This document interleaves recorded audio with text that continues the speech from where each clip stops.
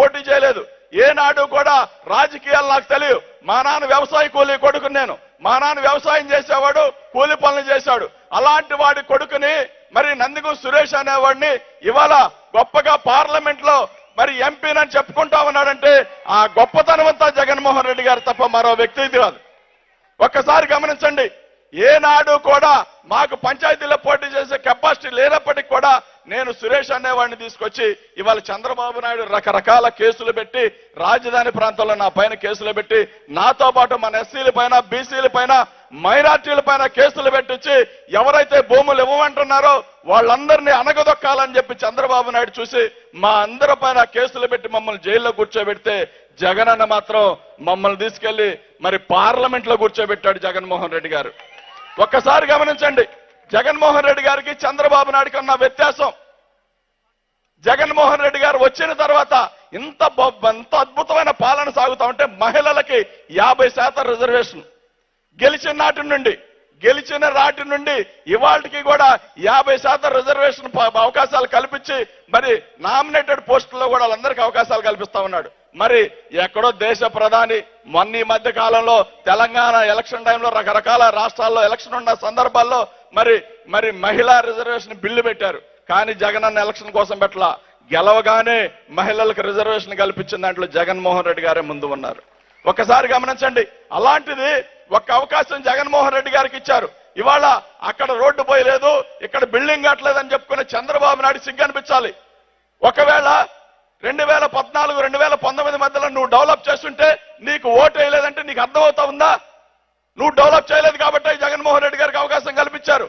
నువ్వు 2,70,000 కోట్ల రూపాయలు అప్పులు తీసుకొచ్చి ఆ సంపద అంతా ఏం చేశావంటే ఎక్కడైనా చంద్రబాబు నాయుడు చెప్పే కెపాసిటీ ఉందా? లేదు. ఎక్కడ కూడా డబ్బులు ఏమైనా అంటే చెప్పడానికి ఆయనకు ఓపిక లేదు. ఎందుకంటే తను జన్మభూమి కమిటీల ద్వారా డబ్బంతా దోచుకు తిన్నాడు. చంద్రబాబు నాయుడు పేరు చెప్తే 14 సంవత్సరాలు, 40 సంవత్సరాలు అనుభవించాలి. 14 సంవత్సరాలు ముఖ్యమంత్రిగా ఉన్న వ్యక్తికి ఏదైనా ఒక పథకం పేరు చెప్పమంటే ఏ ఒక్క పథకం పేరు చెప్పకపోగా తమ్ముళ్లాగా మరి ఆయన చెప్తే ఆయన పేరు చెప్తే గుర్తుకొచ్చే ఒకే ఒక పథకం ఉంది. అదేంటంటే ఎన్నుపోటు పథకం. అది ఎన్టీ రామారావు ఫ్యామిలీని పొడిచాడు ఆయన. ఎన్టీ రామారావు ఫ్యామిలీని పొడిచి పదవులు హక్కుని వాళ్ళని చంపేసి నిలువున ఇవాళ ఆ పదవిని ఎంజాయ్ చేస్తా ఉంటే దానికి వత్తాసు పలుకుతా ఉంటాడు ఆత్మనాలెడ్జ్ బాలకృష్ణ. సినిమా యాక్టర్గా తప్ప రాజకీయాల్లో సక్సెస్ లేని వ్యక్తి ఎవరైనా ఉన్నారు ఈ రాష్ట్రం మొత్తం మీద అంటే పవన్ కళ్యాణ్. ఆయన ఎక్కడా గెలిచే పరిస్థితి లేదు. ఆయన తీసుకొచ్చి జగన్మోహన్ రెడ్డి గారిని రకరకాల మాటలు మాట్లాడుతూ ఉంటాడు. అండమాన్ అడవులకు పంపిస్తా, అక్కడ పంపిస్తా అని. అంటే త్రివిక్రమ్ గారు రాసిన డైలాగులు తీసుకొచ్చి మాట్లాడుతూ ఉంటాడు. ఒకే ఒక మాట చెప్పి ముగిస్తా.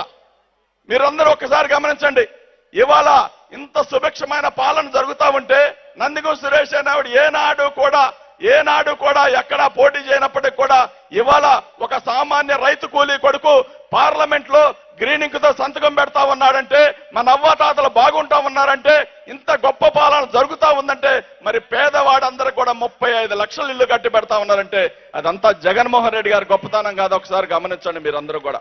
ఈ మధ్య కాలంలో మరి తెలంగాణలో పవన్ కళ్యాణ్ ఆయన పోటీ చేశాడు కదా, పోటీ చేశాడు లేదా?